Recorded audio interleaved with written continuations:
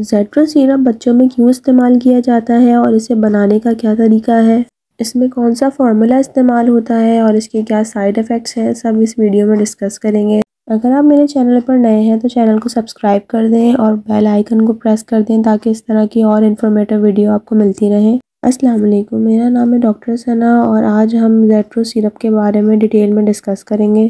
ज़ेट्रो एक antibiotic suspension है जो कि बच्चों के लिए बनाया गया है और ये टूटी फ्रूटी फ्लेवर में आता है। इसका जो फार्मूला है वो है एजिथ्रोमाइसिन। ज़ेट्रो सिरप 200 mg पर 5 ml की स्ट्रेंथ में आता है। ज़ेट्रो सिरप यूज़ किया जाता है रिस्पायरेटरी ट्रैक्ट इन्फेक्शन में, यानी कि जो आपकी सांस की नाली है उसमें कोई इन्फेक्शन हो गया है या आपके फेफड़ों में इन्फेक्शन हो गया है, उसमें ज़ेट्रो सिरप का इस्तेमाल किया जाता है। इसके अलावा अगर बच्चों में कोई कान में इन्फेक्शन हो गया है तो उस सूरत में भी इस सिरप का इस्तेमाल किया जाता है। या इसके अलावा अगर स्किन इन्फेक्शन है, कोई जल्द का इन्फेक्शन हो गया है तो उस सूरत में भी ज़ेट्रो सिरप का इस्तेमाल किया जाता है।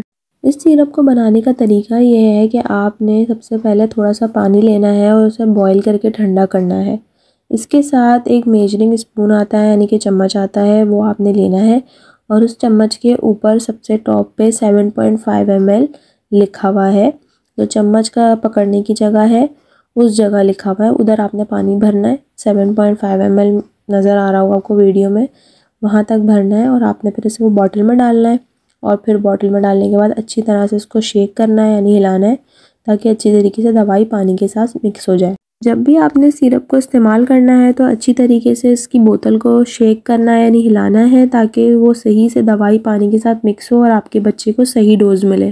क्योंकि ये सस्पेंशन है तो सस्पेंशन में ये होता है कि जो दवाई के जो ज़र्रे होते हैं या जो पार्टिकल होते हैं वो नीचे बैठ जाते हैं और पानी ऊपर आ जाता है, तो सही से डोज़ मिक्स नहीं होती तो फिर आपको बच्चे को सही से डोज़ नहीं मिलेगी। तो इसलिए मैं आपको ये कह रही हूँ कि जब भी आपने इस्तेमाल करना है तो बोतल को अच्छी तरह से हिलाना है, फिर चम्मच में निकाल के अपने बच्चे को पिलाना है। अगर आपने सिरप में पानी मिला दिया है तो फिर आपने इसे 10 दिन के बाद इस्तेमाल नहीं करना है। 10 दिन के अंदर आप इस्तेमाल कर सकते हैं, लेकिन 10 दिन अगर हो गए तो फिर आपने इस्तेमाल नहीं करना, आपने फेंक देनी है। इस सिरप को बच्चों को खाना खिलाने के बाद इस्तेमाल करवाएं क्योंकि इसमें स्टमक अपसेट रहता है और डायरिया भी कुछ बच्चों में हो जाता है। अमूमन में नहीं होता लेकिन कुछ बच्चों में हो जाता है, तो बेहतर यही है कि आप खाने के बाद ही इस दवाई को दीजिए। इसके जो साइड इफ़ेक्ट्स हैं उसमें है diarrhoea, stomach upset, nausea and vomiting और रैशेस भी हो सकते हैं। वीडियो अच्छी लगी हो तो लाइक कीजिए, चैनल को सब्सक्राइब करें और कमेंट करें अगर कोई क्वेश्चन है आपका।